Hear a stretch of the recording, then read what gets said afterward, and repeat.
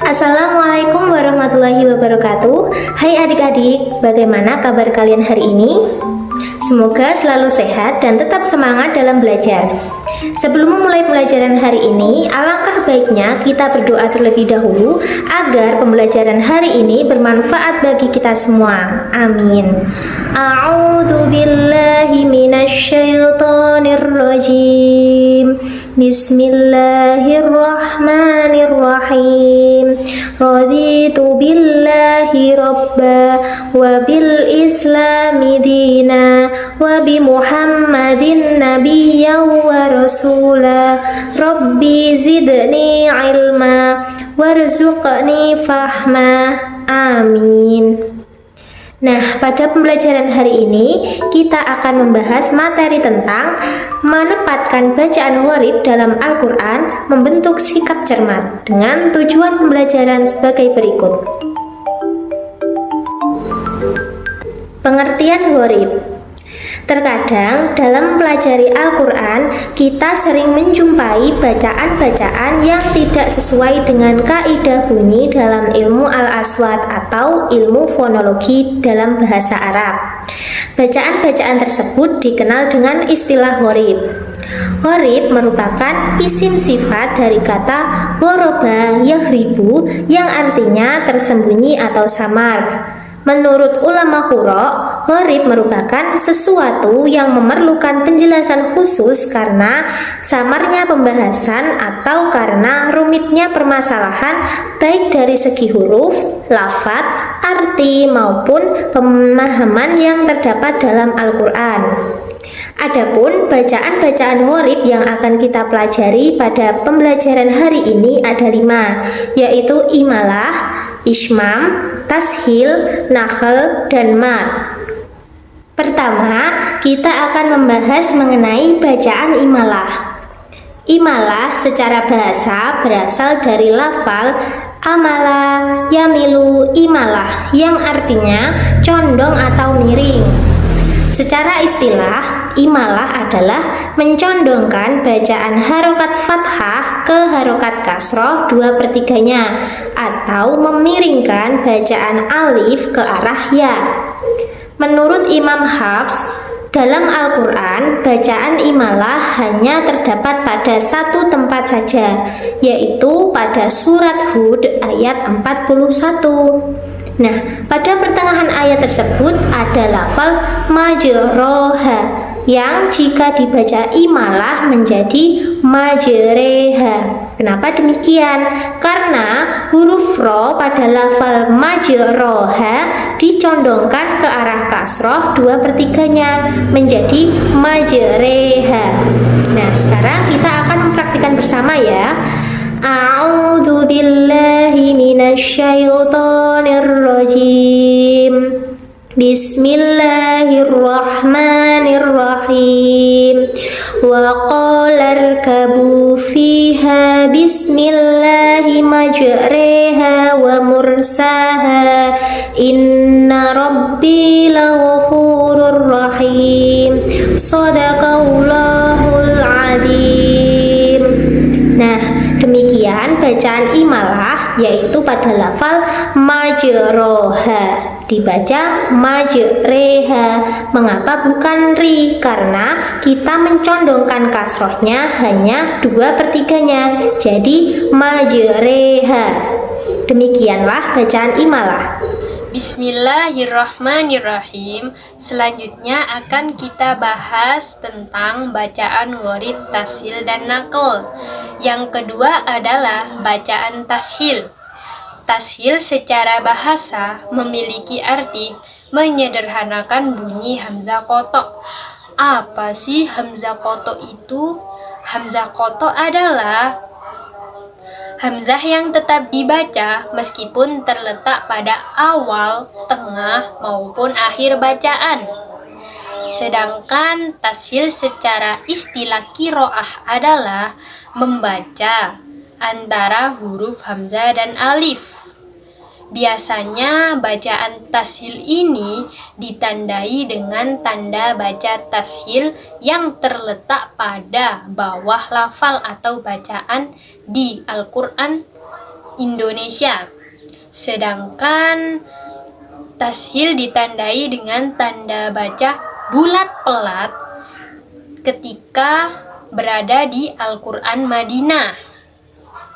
Bacaan tashil ini hanya terdapat satu contoh dalam Al-Quran, yakni terletak pada surat Fussilat ayat 44. Bagaimana sih cara membacanya?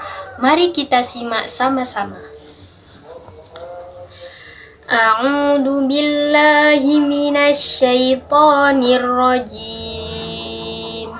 Bismillahirrahmanirrahim. Walau ja'alnahu Qur'anan a'jamiyyan laqalu laula fussilat ayatuh a'jamiyyun wa arabi. Nah, pada Quran surat Fussilat ayat 44 ini, dalam potongan ayat a'jamiyu itulah yang disebut dengan bacaan gharib tashil.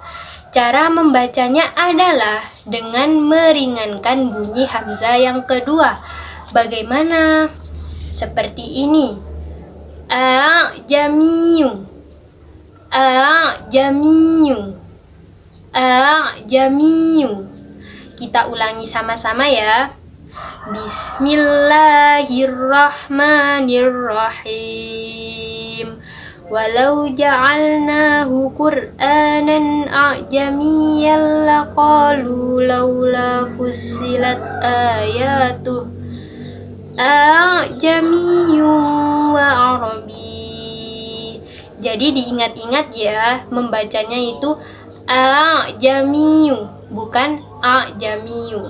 Shadaqallahul azim. Selanjutnya yang ketiga adalah bacaan gharib naql.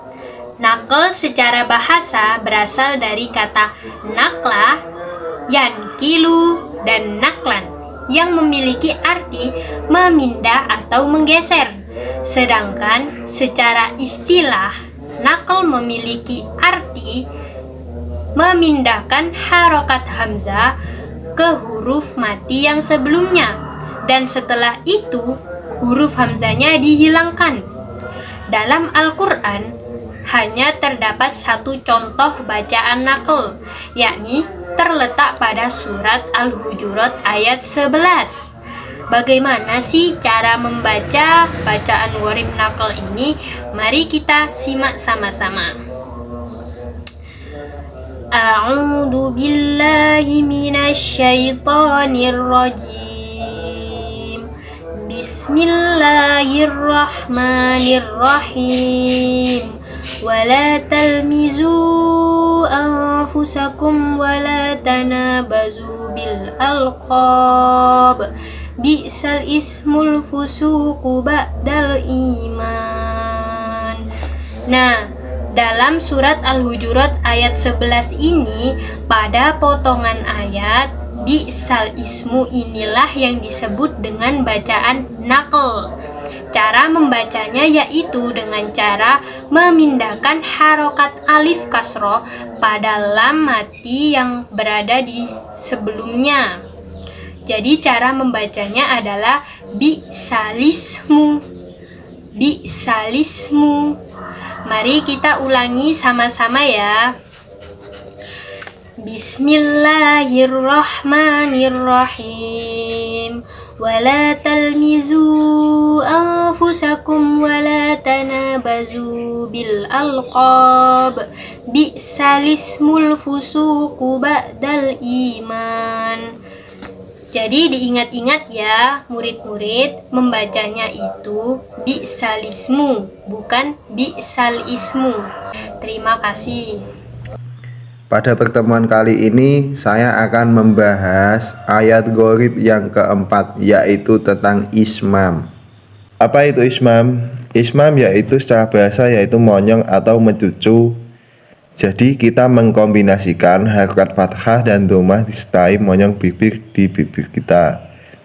Di manakah kita menemukan ayat ismam? Ismam ini ditandai dengan ismam kecil di atas kalimat yang diismamkan. Nah, lalu caranya bagaimana untuk membaca dari ismam ini? Cara membaca dari ismam ini yaitu dengan pertama menguraikan nun tasdid menjadi dua nun. Yang pertama nunnya berharokat sukun dan yang kedua berharokat fathah. Yang kedua, nun mati yang pertama itu adalah sebagai tempat dibunyikannya ismam tersebut.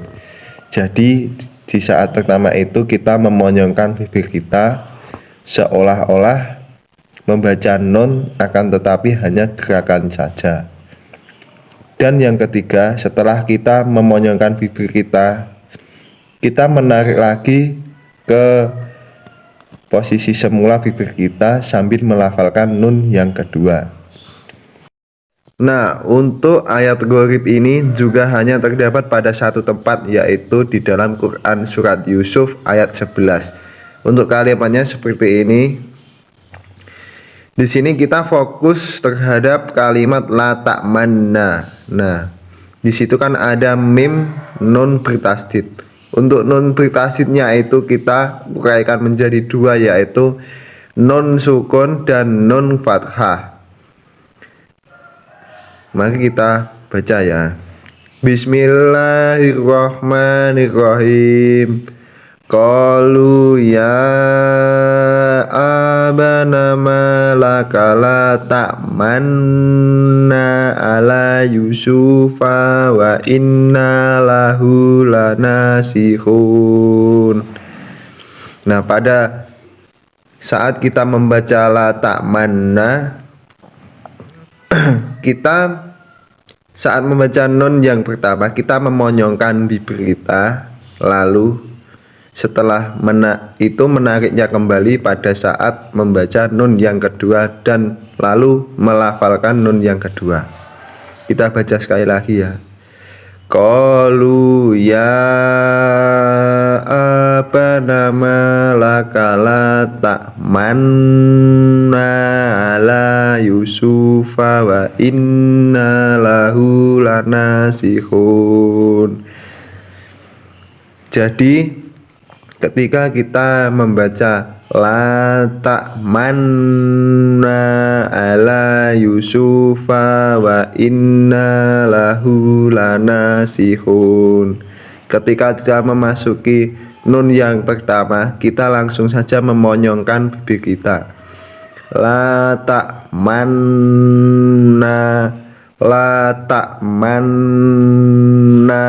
ala yusufa innahu lanasihun. Setelah memonyongkan, kita memasuki nun yang kedua, yaitu langsung menariknya kembali. La ta'manna gitu. Kita tarik kembali lalu membaca nun setelahnya. Halo adik-adik, kali ini kita akan belajar tentang hukum bacaan mat. Hukum bacaan mat artinya adalah memanjangkan suara karena ada huruf mat. Huruf mat terdiri dari 3, yang pertama adalah alif, yang kedua adalah wawu sukun, dan yang ketiga ada ya sukun. Untuk bacaan mat ini sendiri dibagi menjadi 2. Yang pertama adalah mat asli dan mat fara'i. Sekarang kita ke mat yang pertama, yaitu mat asli atau yang biasa disebut dengan mat tobi'i. Aturan bacanya seperti ini. Yang pertama, apabila huruf matnya adalah alif, maka harus didahului dengan harokat fathah. Contoh bacaannya af wajah. Kemudian yang nomor 2, apabila huruf matnya adalah wawu sukun, maka harus didahului dengan harokat dhammah. Contoh bacaannya ruhama. Yang ketiga, apabila huruf matnya adalah ya sukun, maka harokat sebelumnya harus didahului oleh kasroh. Contohnya nastainu. Nah, setelah kita belajar tentang mat asli, sekarang kita akan belajar tentang mat fara'i, bagian mat yang kedua. Mat fara'i berarti cabang. Menurut istilah, mat fara'i berarti mat yang merupakan hukum tambahan. Untuk mat fara'i ini dibagi menjadi 13. Yuk kita bahas sama. Pertama ada mad wajib mutasil, yaitu mad tabi'i yang bertemu dengan hamzah dalam satu kalimat. Panjangnya 4 atau 5 harokat dan wajib disambung. Contohnya ja'a. Nah, yang kedua ada mad jaiz munfasil, yaitu mad tabi'i bertemu dengan hamzah di lain kalimat, panjangnya 5 harokat. Contohnya inna a'toina. Perhatikan yang huruf fathah hijau ya. Arid li sukun, apabila ada huruf mat yang bertemu dengan huruf yang diwakafkan, dibaca panjang 3 alif atau 6 harokat. Contohnya yaumiddin. Ada mad iwad, yaitu kalimat fathah tanwin yang dibaca wakaf, panjangnya 1 alif. Contohnya di teks sebelumnya, di harokat sebelumnya, harokatnya seperti ini. Tawaban. Nah, kalau sudah jadi mad iwad menjadi tawabah.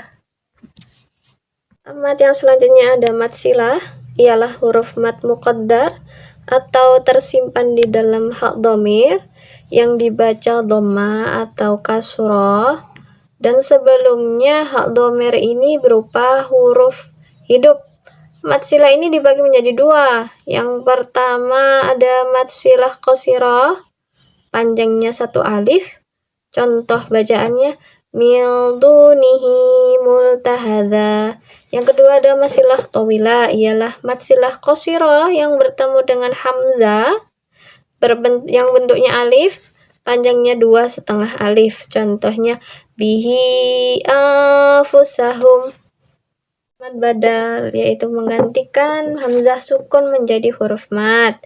Kaidah panjang yang terjadi karena mengganti hamzah yang sukun atau hamzah yang kedua dengan huruf mad, panjangnya 2 harokat. Contohnya sebelumnya i'manu menjadi imanu. Yang ketujuh ada mad tamkin, ialah kasroh yang bertasdid bertemu dengan ya, panjangnya 1 alif. Contohnya huyitum. Yang kedelapan adalah mad layin, ialah fathah yang diikuti oleh wawu atau ya sukun bertemu dengan huruf hidup yang dibaca wakaf, panjangnya 3 alif. Contohnya sebelumnya baitun, kemudian dibaca jadi mad layin jadi bait. Kemudian ada mad lazim musaqqal kalimi, yaitu mad tabi'i yang bertemu dengan tasydid. Contohnya waladdallin. Yang ke-10 ada mad lazim mukhaffaf kalimi, yaitu mad badal yang bertemu dengan sukun, dibaca panjang 6 harokat. Hanya ada 1 kata di dalam Al-Quran, yaitu pada Quran surat Yunus ayat 51 dan ayat 91. Contohnya seperti ini. Al-ana. Nah, yang warna hijau yang di underline itu diperhatikan. Yang nomor 11 ada mad lazim musyabah harfi, ialah huruf yang dibaca panjang. Biasanya ini ada di awalan surat yang apabila dipecah terdiri dari 3 huruf. Huruf-hurufnya antara lain ada mim, ada kaf, ada qaf, shad, ain, sin, dan lam. Cara membacanya bagaimana? Yang pertama sesuai dengan huruf. Yang kedua dibaca panjang 6 harokat. Contohnya ini ada contoh alif lam mim ra. Jika diuraikan menjadi alif, kemudian jadi lam, diikuti dengan mim dan ra. Yang nomor 12 ada mad lazim mukhaffaf harfi, terjadi di permulaan surat yang jika diuraikan menjadi 3 huruf. Huruf-hurufnya antara lain ada ha, Ada ya, ada to, ada ha, dan ada ro. Panjang mad lazim mukhaffaf harfi yaitu 1 alif atau 2. Contohnya toha atau yasin. Nah, yang ke-13 ada mad far'uku, yaitu mad badal yang bertemu dengan tasydid dibaca panjang 6 harokat. Ini untuk membedakan kalimat tanya dengan kalimat berita di dalam Al-Quran. Cara membacanya yang pertama tadi adalah dibaca panjang 6 harokat dan disempurnakan tasydidnya. Contohnya pada Quran surat An-Naml ayat 59 pada bagian kata Allahu khairun amma yusrikun. Mad farkunya terdapat pada lafaz Allahu. Kesimpulan untuk pembelajaran hari ini. Bacaan gharib adalah sesuatu yang perlu penjelasan khusus karena samarnya pembahasan atau karena peliknya permasalahan, baik dari segi huruf, lafaz, arti, maupun pemahaman yang terdapat dalam Al-Quran. Adapun macam-macam bacaan gharib diantaranya, yang pertama imalah, yaitu mencondongkan bacaan harokat fathah ke kasroh 2/3-nya. Yang kedua, tashil, meringankan bunyi hamzah kedua. Yang ketiga, nakhl, memindahkan harokat ke huruf sebelumnya. Yang keempat, ismam, yaitu menghimpun 2 bibir untuk mengiringi huruf sujun sebagai isyarat domah dengan tanpa suara atau nafas. Yang terakhir, mad atau khosr. Mad memiliki arti memanjangkan bacaan, sedangkan khosr memiliki arti memendekkan bacaan. Sekian untuk pembelajaran hari ini. Kita tutup dengan bacaan hamdalah bersama. Alhamdulillahirabbil alamin. Setelah ini akan diadakan kuis online. Adik-adik jangan lupa mengerjakan. Nanti linknya akan dibagikan setelah ini. Terima kasih atas perhatiannya. Wassalamualaikum warahmatullahi wabarakatuh.